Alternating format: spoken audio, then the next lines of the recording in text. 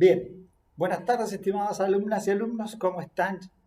Nos encontramos hoy jueves, aunque ya no sé si se va a producir hoy día mismo la subida, entiendo que sí, porque estoy más o menos, ahora son las 4:30, pero tengo ahí un compromiso, eh, así que seguramente lo voy a subir después del compromiso, por ahí por las 6:30 seguramente. ¿Ah? Pero bueno, bienvenidos, bienvenidas. Espero que hayan tenido una buena clase. Los que están en clase, entiendo que hay algunos cursos de verano que se están desarrollando. Algunos están tomando cursos que le están permitiendo recuperar, otros avanzar, otros especializarse. Así que qué mejor que sea un verano en ese sentido, lleno, lleno de conocimiento, lo que es muy bueno. Recuerden, la autora Polo siempre dice, edúquese lo más que puede. Tiene mucha razón, porque si una de las observaciones que más duelen hoy día es ver cómo las personas eh, pierden o ven transgredidos sus derechos producto del desconocimiento. ¿Mm? Y eso es importante, es relevante, pero además es motivo del oficio que nosotros desarrollamos. ¿Ah? Precisamente nosotros estamos para producir esa nivelación. ¿Ah?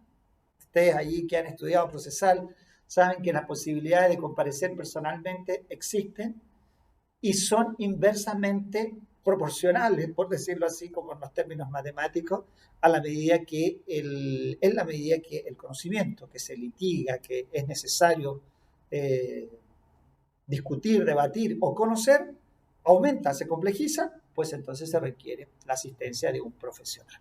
¿Ven? Y ahí es donde se supone que nosotros estamos precisamente para esa actividad.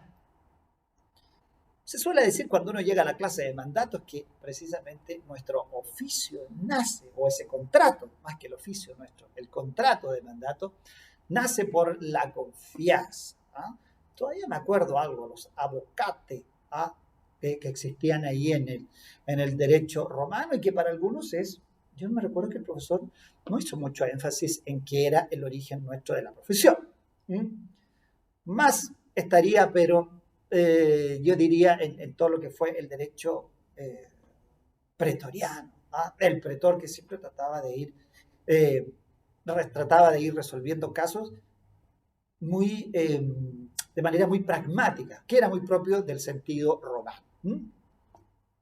Pero bueno, ahí estamos nosotros, ¿ven? Colaborando siempre, tratando de buscar solución a estos conflictos y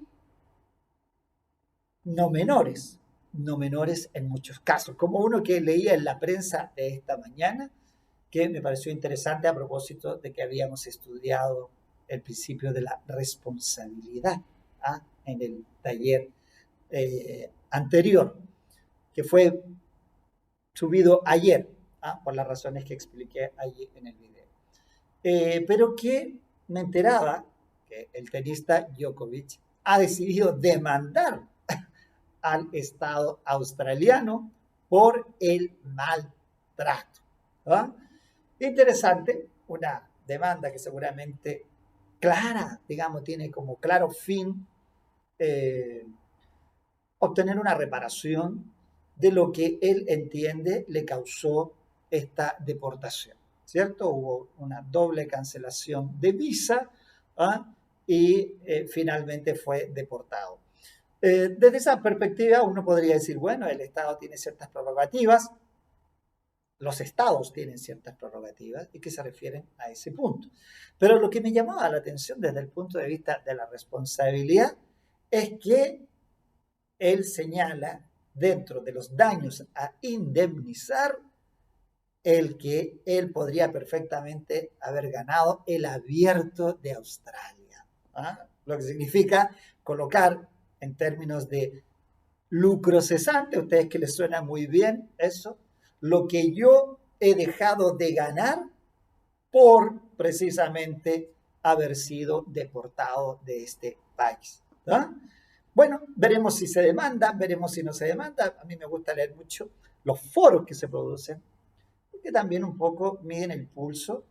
En algunos casos aparece como comentario, en este caso todos eran como a favor de Australia, ¿ah? En el sentido de que el deportista tiene que entender ciertas cosas, decían muchos comentarios en relación con las vacunas, en relación de las prerrogativas del país, ¿ah? Que es interesante también. Había como pocos defensores, seguramente porque a lo mejor la noticia todavía no era muy comentada. Pero es importante desde el punto de vista nuestro eh, decir que efectivamente, si se quieren demandar daño, en este caso un lucro cesante, la pérdida de la legítima utilidad que le habría valido en este caso el integrar a el abierto de Australia. ¿Esa es una mera expectativa? ¿Era una posibilidad? ¿Era un derecho real? Era un derecho real en el sentido de existir, ¿no? No derechos reales y personales, ¿no? ¿Ah? Y eso, a su vez, miren, a su vez nos convoca en el tema de hoy, porque el tema de hoy es la ley. Y por ahí vamos a analizar el tema de la retroactividad, y dentro de la retroactividad están las teorías que explican o no la retroactividad, si es posible o no, y aparecen las meras expectativas. ¿Mm? Se puede indemnizar al señor Djokovic, efectivamente, el daño sufrido, ¿ah? Equivalente a unos 4 millones de dólares, sale la información del diario.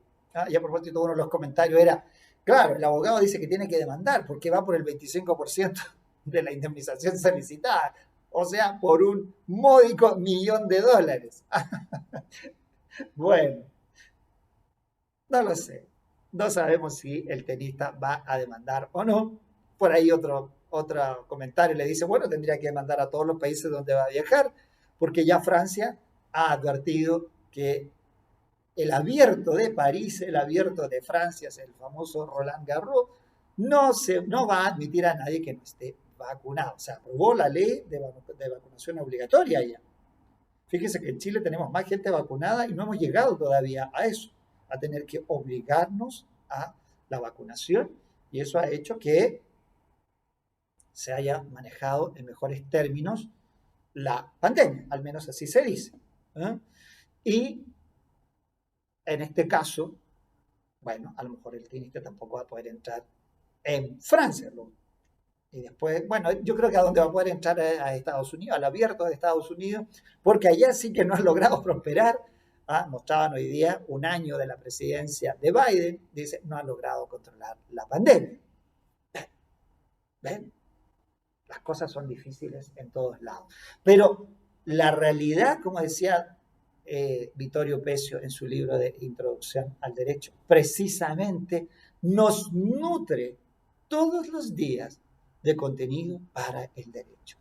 ¿Ven? Las noticias nos traen a colación la indemnización, la mera expectativa, teoría de la ley, que es en lo que estamos hoy día. ¿Ah? Cuando uno va hacia las preguntas relevantes, que es un poco el objetivo de estos talleres, hasta a las preguntas relevantes de teoría de la ley, obviamente que hay mucho de lo que prescinde. Aquí no estamos en la parte filosófica del derecho, no vamos a argumentar acerca de posibles conceptos de la ley o de qué, desde las perspectivas, digamos, de la clasificación, qué tipos de leyes podríamos encontrar, sino que hay dos elementos que son, yo diría, cercanos a preguntarse o necesariamente son preguntados. Y que tienen relación con dos grandes aspectos de la ley que ustedes conocen. Uno es entender a la ley como una de las fuentes posibles en derecho civil, y desde ese punto de vista uno va a la aplicación, y por otro lado, la interpretación. Tema sagrado ese, tema sagrado. Yo lo pregunto y a veces abogo, siempre cuando tengo posibilidad de intervenir allí en los contenidos de las asignaturas, que esa unidad tiene que ser tratada con cuidado y tiene que ser tratada lo más extensa y lo más didáctica posible. ¿Por qué razón? Lo vamos a ver. Claramente, ¿cierto? Pero hoy día el tema que nos convoca precisamente es hablar de la ley como una fuente del derecho civil. Nosotros sabemos que no es la única fuente. Y si nos ordenamos en los artículos, muy simple, artículo 1, 2 y 3 se refieren a las fuentes. El artículo primero a la ley, el artículo 2 a la costumbre, el artículo 3 a las sentencias en el inciso segundo, ¿cierto? O sea, más claro echarle agua, ¿no? La única diferencia, si lo tuviéramos que graficar, es el grado de obligatoriedad de esa fuente. ¿Ah? No sé si vieron La Sociedad de los Poetas Muertos. Tremenda película, tremenda película. Por ahí les he contado en alguna oportunidad que fue la que sirvió y me inspiró a mí precisamente para algún día dedicarme a la docencia. ¿Ah? Bueno, pero eso lo conversaremos durante el transcurso de nuestros talleres y futuras clases, ¿cierto? Pero, ¿cuál es el punto? Si uno toma esos tres artículos, de inmediato saca las fuentes en derecho civil y por otro lado ve el grado de obligatoriedad. ¿Mm?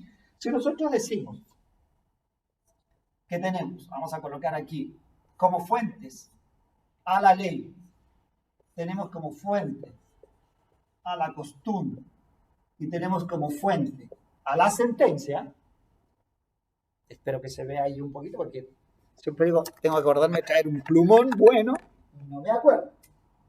Vamos a marcar con este ahí sí. Sentencia, costumbre y ley, ¿cierto? Esas son las tres fuentes conocidas y son fuentes generales del derecho, pero también son fuentes específicas en el derecho civil. Entonces, si uno midiera la obligatoriedad, por eso me acordé de la película, porque precisamente el inicio de la clase es con una gráfica. Qué tosco analizar la poesía con un gráfico. ¿Ah? El grado de importancia y de relevancia del poema, me acuerdo de la primera clase. Absurdo para estudiar la poesía, que tiene siempre su fuente en la libertad que tiene la mente para crear, ¿cierto? Un gráfico no sirve. Pero aquí sí creo que nos ayuda. Entonces nosotros diríamos, el gráfico es el siguiente. Oh, que un poco chueco. Diríamos, la obligatoriedad es máxima en la ley, es menos en la costumbre y menos allá, en la sentencia. ¿Por qué? Porque nosotros sabemos que la ley es obligatoria para todos. ¿Ah? Ahí tenemos nuestro artículo 14, famoso, la ley es obligatoria para todos los habitantes de la República, ¿cierto?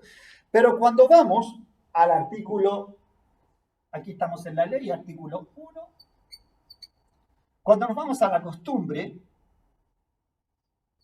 ahí se dice que la costumbre no constituye derecho, sino en los casos en que la ley se remite a él, ¿cierto? Entonces disminuye claramente la obligatoriedad de la ley, porque costumbres hay muchas. Hay no solo costumbre en el derecho civil, hay costumbre en el derecho constitucional, hay costumbre fuera del derecho, hay costumbre en la medicina, en la arquitectura, en todo hay una costumbre. Nuestra vida cotidiana muchas veces es una costumbre. Tanto que llegamos a decir, a afirmar. ¿Y por qué haces eso? La fuerza de la costumbre. Y ahí está. Una especie como de letargo, siempre haciendo lo mismo, haciendo lo mismo, haciendo lo mismo. Por eso incluso a algunos no les gusta eso. Se aburren de la rutina y se aburren de la costumbre, está bueno eso también. Pero en el derecho eso tiene cierto impacto, ¿cierto? Ustedes lo han apreciado. Entonces el legislador dice, bueno, la costumbre en derecho y en derecho civil, solo cuando la ley se remite a ello. Hay algunos casos. Los límites que tiene el objeto, los límites en la ejecución contractual, los límites que hay en, por ejemplo, la causa también, esa expresión de las buenas costumbres, de acuerdo con la costumbre, allí en el 1546, en la ejecución de buena fe, cuando decíamos que no solo obliga a lo que no se pacta, sino que a todo lo que tenga también o pueda tener su origen en la costumbre en algunos contratos, como en el mandato, según la fijación de los honorarios en el mandato, puede la regla aplicarse, puede también la regla provenir de la costumbre, en el contrato de arrendamiento, en las famosas reparaciones locativas de 1940. ¿Mm? Importante, por ahí yo estoy en un juicio de arriendo que lo acaban de notificar recién esta semana, después de un año. ¿Eh? Y precisamente vamos a discutir las reparaciones locativas que no hizo el arrendatario. Ahora, el tema, te mira, ¿por qué van a influir las reparaciones locativas? Porque esto es fuera de Santiago, es una ciudad en el sur de Chile. En alguna oportunidad lo conté y ahora recién estamos en la etapa de ir a audiencia. ¿Ah? Bueno, ¿cuál es el punto? Que en el sur llueve mucho y por tanto la reparación locativa no es la misma que en Arica. ¿Ah? En Arica, bueno, no soy de la zona, a lo mejor alguien me dirá, sí, profesor, sí llueve a veces. Bueno, pero nosotros, los santiaguinos para todos aquellos que son de fuera de Santiago, Santiago no es Chile, es cierto, pero se suele decir que llueve menos en el norte y más en el sur. Por tanto, el deterioro de los inmuebles, en este caso es un local comercial, es diferente. Allá hay que poner énfasis en las canaletas, en las caídas de agua, en la aparición de ciertos hongos que se producen con la humedad, el grosor de los vidrios, que es diferente, porque se requieren vidrios más gruesos por el tema del frío. Por ejemplo, hay unos vidrios que fueron rotos por el arrendatario, vidrios que eran grandes, porque estamos hablando de un local comercial donde se exhibían autos incluso. Y claro, los cambió.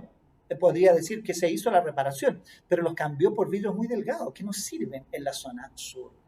Entonces, ¿qué vamos a recurrir? Vamos a recurrir, de hecho yo ya en la demanda está expresado, que las reparaciones locativas de acuerdo a el lugar, por eso dentro de los testigos hay un perito, que es un perito arquitecto del sur, cosa que en la declaración efectivamente exprese por qué es necesario eso. Bueno, y ahí estamos entonces en el mundo comercial, ¿para qué? Vamos a decir, ustedes saben, allí 4, 5 y 6 del Código de Comercio, tanto el 4 y el 5 se refieren precisamente a la aplicación en el silencio de la ley, que es un... Hay como olor a quemado acá. Parece que hay como incendio en la costa, parece. ¿Eh? Entonces, 4 decía yo, 4 y 5 del Código de Comercio hablan en el silencio. Acá hablan cuando la ley se remite, ¿se acuerdan? Que son las 3 categorías de la costumbre. Según la ley, fuera de la ley y contra ley, contra legem, de donde sale el mal refrán, la mala interpretación de que la necesidad tiene cara de hereje. Esa es una curiosidad popular. La necesidad tiene cara de ley, no de hereje. Ese es el punto. Lo que pasa es que en el latín, ustedes lo saben, ex lege fue traducido por el mundo popular como hereje y no por ley. Bueno, está bien eso, está bien. La gente lo entiende además en lo que se quiere decir. Y en el mundo, decíamos, en el mundo comercial, ¿no? Que es importante. Tengo la impresión de que en el mundo de la protección al consumidor también va a ir penetrando cierta actividad que se basa en la costumbre. ¿Eh?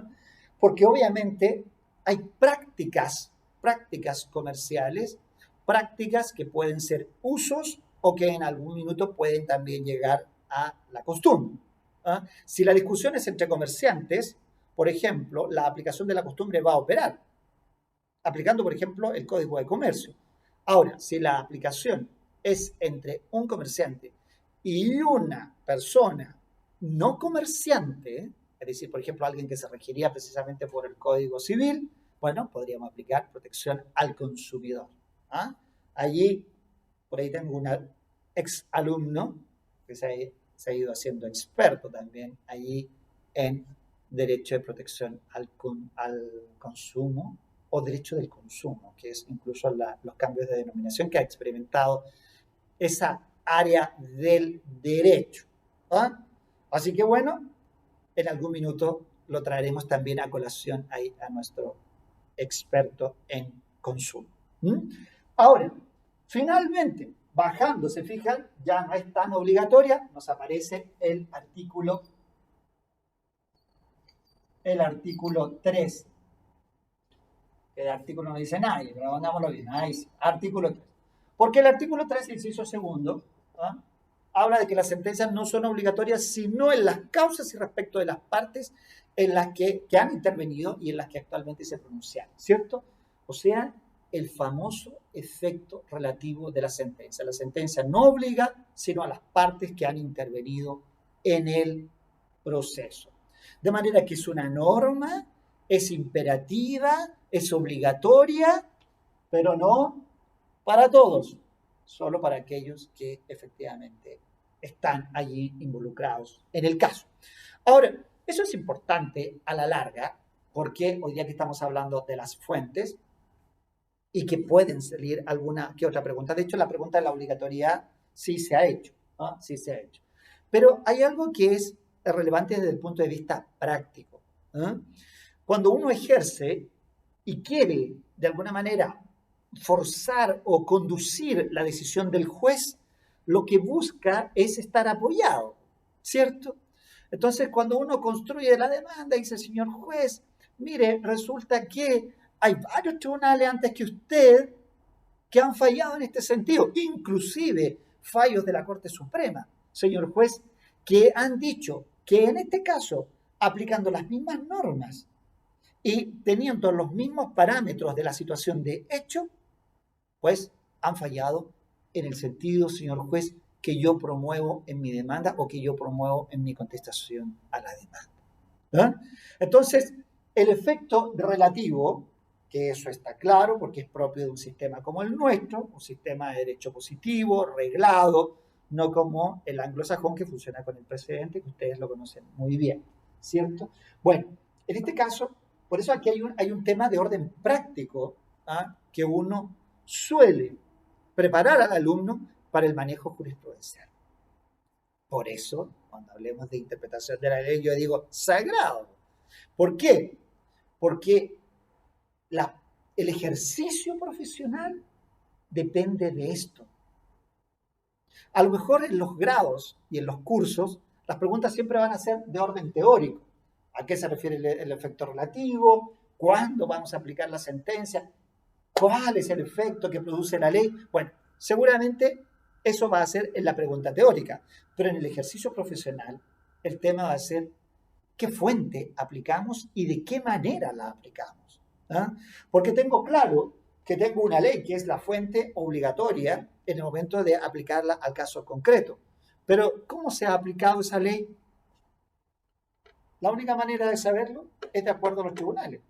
Ahí yo suelo tener siempre más conflicto con los profesores, porque los profesores cuando no ejercen suelen tener una visión, obviamente, desde esta perspectiva, es decir, de lo que la ley dice y cuál es el efecto que ha determinado la ley.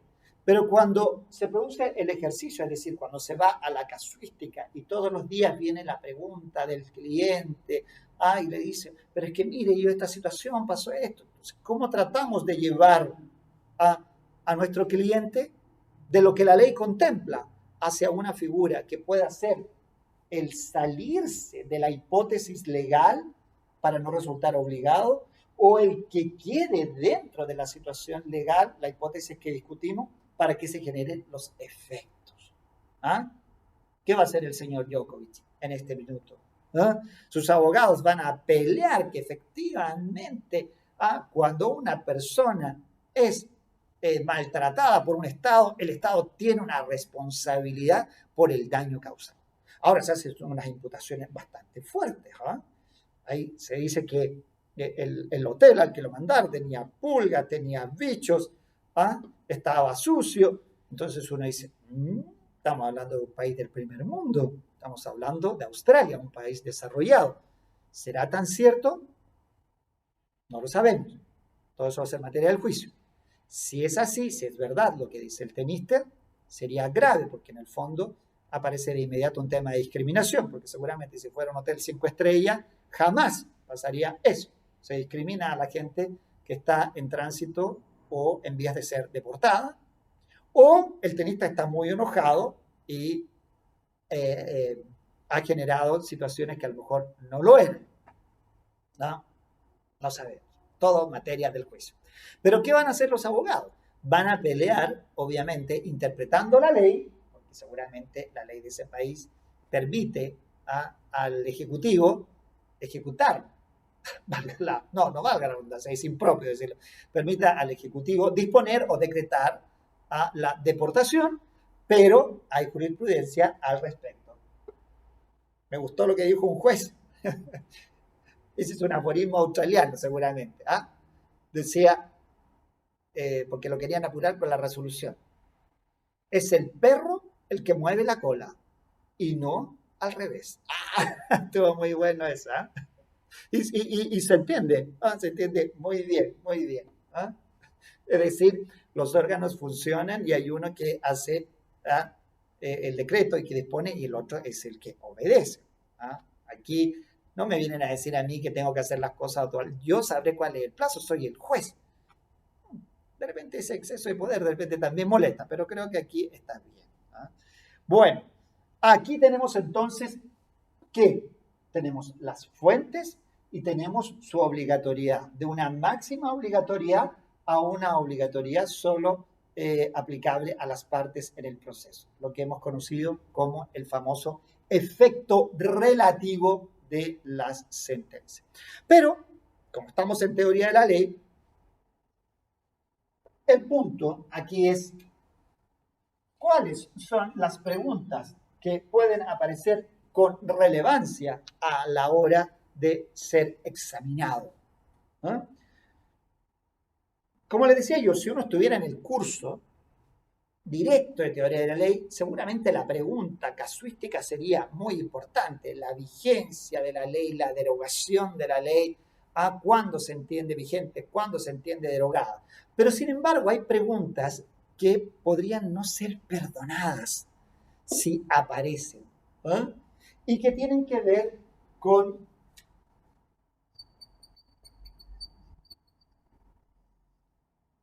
los efectos de la ley. Seguramente en derecho internacional la aplicación de la ley respecto del territorio es fundamental, ¿cierto? Y ahí se ve, nosotros tenemos, ya tenemos el artículo 14 que algo ya nos va anunciando, pero después tenemos el artículo 15, que es la ley, la aplicación de la ley respecto de los sujetos, en el caso de nuestros, los chilenos. Por ahí alguien escribió, parece que es de otro país. Así que yo sé que algunas personas escriben algunos mensajillos. Yo en verdad no contesto los mensajes porque el propósito del taller es que ustedes lo vean y les sirva en sus aprendizajes. Ya tendremos la oportunidad de encontrarnos en clase, pero claro, en algunos casos ese alumno que es de fuera de Chile es diferente, así que de todas maneras igual se agradece y si estas clases les sirven a él, bueno, bienvenido, bienvenido a nuestras clases. Les sirve además para conocer desde su punto de vista la aplicación del derecho chileno. Qué interesante eso. Bueno, las cosas que da la tecnología, las cosas que da esto de las plataformas virtuales. Ahora, decía yo que aquí, claro, en el tema de la ley, cómo sigue, por ejemplo, la ley a los chilenos, artículo 15, o cómo la ley chilena se pone todopoderosa y dice los bienes situados en Chile, ojo, se rigen por la ley chilena. No así con los actos, ¿cierto? Ahí en el 17 está el famoso principio del locus regis actus.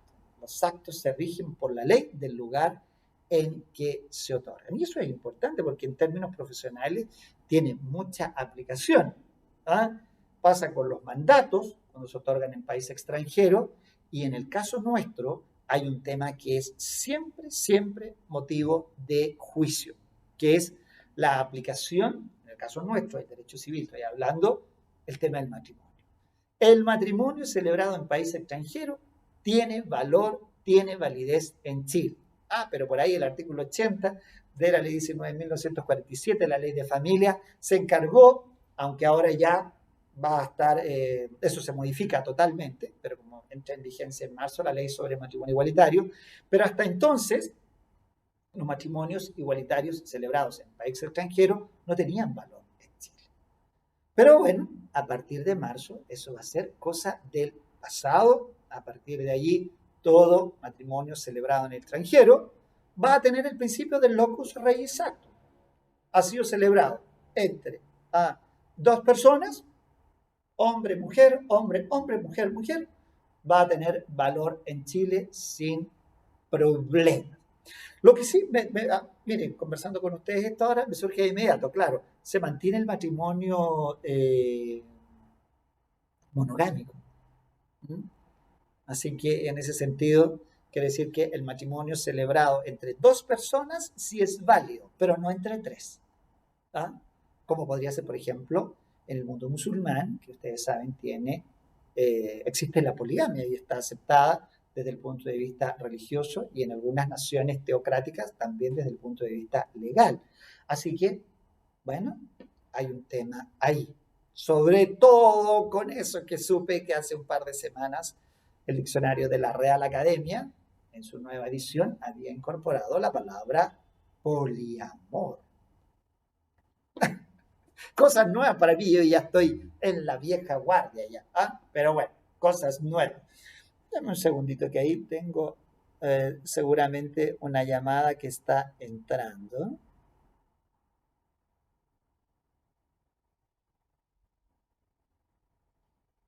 Qué raro porque no tengo programada una reunión, la reunión tengo programada para después de las 5. Por si está viendo el video más tarde, va a decir, esta es la razón por la que llegué atrasado a la reunión, porque ahí ya sabe a quién me estoy dirigiendo. Bueno, les decía yo que esto de los efectos de la ley, claro, está todo lo que tiene que ver con las personas, está todo lo que tiene que ver con el territorio, esa parte es muy importante a la hora de hablar, por ejemplo, del derecho sucesorio.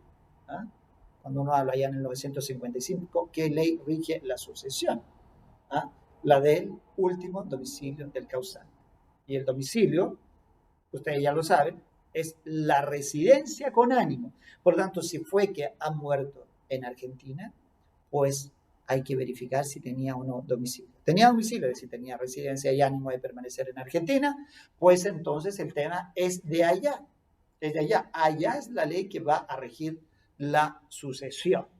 El gran caso que por ahí se ha discutido mucho, no me recuerdo, siempre digo me voy a poner a la tarea de ver cómo terminó el caso, que fue el caso de Tompkins, el caso de Douglas Tompkins, ustedes saben, un magnate que tenía muchas actividades en Chile, muchas tierras, el parque Pumalín incluso, y que ha fallecido en Chile. Entonces, cuando falleció, al poco tiempo después, aparecieron sus hijas, que vivían en Estados Unidos, reclamando la herencia, diciendo que de acuerdo a la ley de Chile, 955, se rige aquí, la sucesión se abrió aquí, se rige por la ley de acá, y por lo tanto, aquí existen las asignaciones forzosas, nosotros somos hijas y tenemos que ir en la sucesión. Y los abogados que iban por la viuda y por la fundación, que era titular de muchos de los bienes que eran de Douglas Tompkins, dijo no, porque Douglas Tompkins nunca tuvo domicilio en Chile, es decir, residencia con ánimo de permanecer, artículo 59. Nunca tuvo domicilio en Chile. Entonces, como nunca tuvo domicilio en Chile, habría que ver dónde tuvo. Según la contestación de la demanda, su domicilio era en Estados Unidos. Allá era contribuyente, pagaba impuestos, votaba, tenía su domicilio registrado. Entonces, y acá su pasaporte siempre fue turista, turista, turista, turista, turista. O sea, bueno, el caso de él, si quería, podía ir en la mañana a Estados Unidos y volver al día siguiente y mantenía su calidad de turista. Entonces, bueno, se discutió efectivamente aplicando la ley en términos de territorio. Bueno, por eso es importante ese punto. Pero la aplicación de la ley en el tiempo es, yo diría, mucho más compleja. ¿Por qué? Porque aquí entre nosotros aparecen de inmediato dos grandes puntos que ustedes conocerán desde siempre, la vigencia, porque allí está todo el tema del artículo 7 y 8, la aplicación de la ley, la entrada en vigencia a partir de su publicación y la imposibilidad de alegar ignorancia una vez que ésta haya entrado en vigencia. ¿Y cuándo entra en vigencia? Cuando se publica en el diario oficial, salvo las disposiciones transitorias, ¿cierto? Pero bueno, el punto es sencillo a lo mejor. Pero este sí que es complicado. La retroactividad. Porque se supone, aplicando una regla básica, la del artículo 9, que cuando la ley entra en vigencia, sea desde que está publicada en el diario oficial o desde el momento en que su disposición transitoria dice que debe empezar a regir, se supone que rige hacia el futuro. De hecho, el artículo 9 dice que la ley debe disponer siempre hacia el futuro y no tendrá jamás efecto retroactivo. Por tanto, uno podría decir, y siempre lo explica el profesor, que el principio en Chile es, en materia civil, la irretroactividad. Es decir, la ley rige hacia el futuro.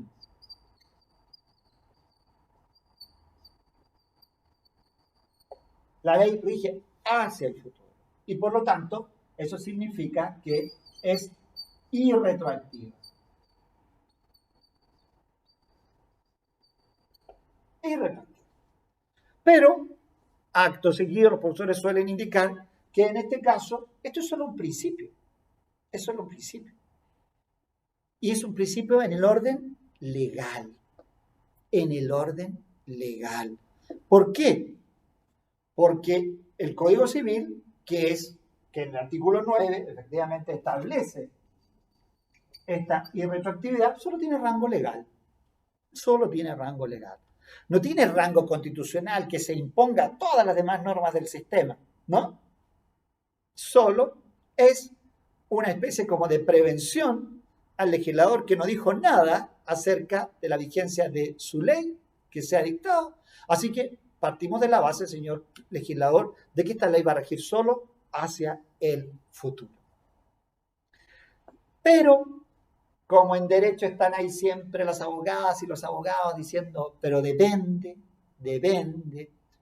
porque nosotros somos del depende.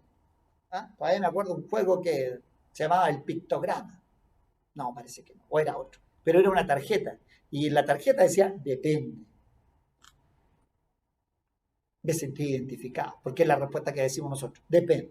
Hay que distinguir. Respuestas clásicas nuestras, ¿cierto? Pero claro, porque si la aplicación de la ley hacia el futuro fuera tan sencilla como decir esta ley jamás tendrá efecto retroactivo, no existiría la cantidad de problemas que existieron de inmediato de publicado el Código Civil. Tanto que ustedes si ven ahí en sus apéndices, la ley de efecto retroactivo es a poco andar de la vigencia del Código Civil. A poco andar. Quiere decir que rápidamente se dieron cuenta de que esto tenía complicaciones. ¿Por qué? Porque había situaciones rigiendo ya y entró el Código Civil a regular esas situaciones. 1864, por allí, es ya la ley sobre el efecto retroactivo de las leyes. Entonces, de hecho, esa ley, en su artículo primero, precisamente señala que esta ley se dicta para solucionar los conflictos que se produzcan en leyes dictadas en distintos tiempos. Teóricamente, la retroactividad, que implica la aplicación de los efectos de la ley a situaciones acaecidas con anterioridad a su vigencia, uno obviamente tiende a graficarlo siempre. La ley se supone que dispone hacia el futuro, pero la retroactividad implica la aplicación de la ley, de los efectos de la ley, a situaciones nacidas con anterioridad. Entonces, ahí vienen obviamente las preguntas en que uno dice, ¿por qué el legislador tendría la intención de la retroactividad? Se suele decir, porque hay beneficios que se pueden aprovechar. Piensen ahora, ya la próxima semana se quiere discutir la pensión, se me olvidó el nombre, pensión general unificada, algo así. ¿Ah? Bueno, esta pensión que va a ser garantizada, universal garantizada, eso, pensión universal garantizada. Bueno, estoy mal. Es que esto de llevar todo a letras, me pierdo. De hecho, yo le decía el otro día a mi papá, parece que dijera Paris Saint-Germain, que es un equipo de fútbol. ¿Ah? Bueno, cosas. La cosa es que en este caso se va a discutir la próxima semana. Seguramente alguien va a decir, oye, pero ¿y estoy o no estoy dentro de la hipótesis legal? Muchos de los beneficios sociales han sido hoy día materia de tramitaciones como para emprendimientos. No sé si se han fijado. Fue muy llamativo, por ejemplo, que en el caso de las ISAPRES llegaran a nuestros correos, así como te subieron el plan, ven con nosotros, te solucionamos. Entonces, se generaron seguramente pequeños grupos de profesionales que asesoran a las personas en utilizar correctamente sus beneficios. ¿Ah? A mí me preguntaron para una entrevista antes de ayer lo que va a pasar con las personas que tienen que devolver el beneficio. Me preguntaban si, ¿y pueden embargar los bienes? Bueno, yo apliqué de inmediato, 2.465. Yo dije, toda obligación, todo bien. Ustedes me conocen ahí cuando uno llega a derechos patrimoniales. Entonces, bueno, se van dando cosas en eso del mundo patrimonial. Pero el punto nuestro es, si efectivamente la retroactividad de la ley que establezca la pensión general, o sea, perdón, la pensión universal garantizada, a lo mejor hay personas que van a estar atrás de la vigencia de la ley. Porque ahí podría decir, a partir de esta fecha, todas las personas que vayan jubilándose tendrán pensión garantizada. Y las personas que ya están con pensión van a decir, bueno, pero ¿y nosotros qué? No, yo me pensioné el año pasado, yo me pensioné hace 3 años. Mi padre me dice, oye, yo me pensioné, ¿me irá a alcanzar a mí también? Claro, es legítima la pregunta porque ellos estuvieron antes de la ley. Los que van, el día de mañana ustedes se jubilan, seguramente les va a tocar si se cumplen con los requisitos, siempre los requisitos, ¿cierto? Bueno, pero ¿y qué pasa con los que estuvieron antes?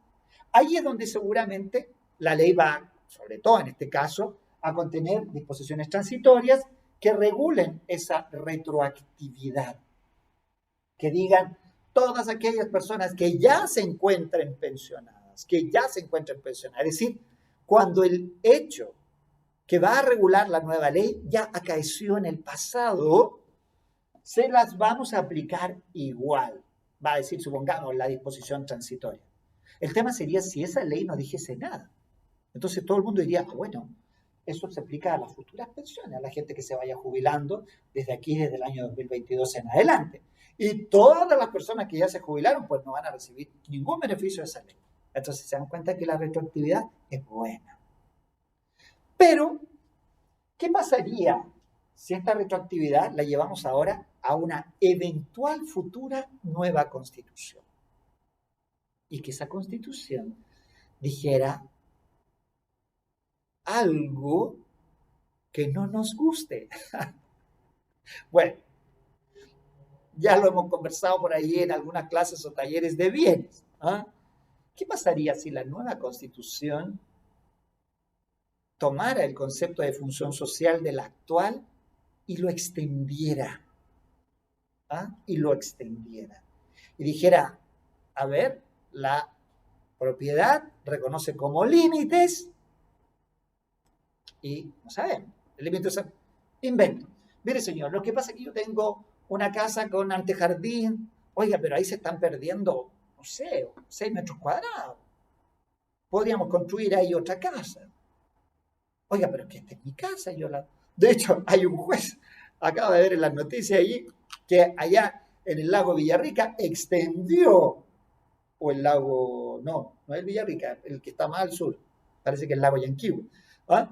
Extendió haciendo uso de la accesión por el cambio climático. Yo creo que ese juez me escuchó porque lo vengo diciendo hace mucho tiempo, de que por efecto del cambio climático, al secarse los lagos y los ríos, han aumentado las riberas. Entonces la gente este juez no encontró nada más práctico que aplicar la accesión y desplazar su tierra, aludiendo al aluvión, ¿se acuerdan?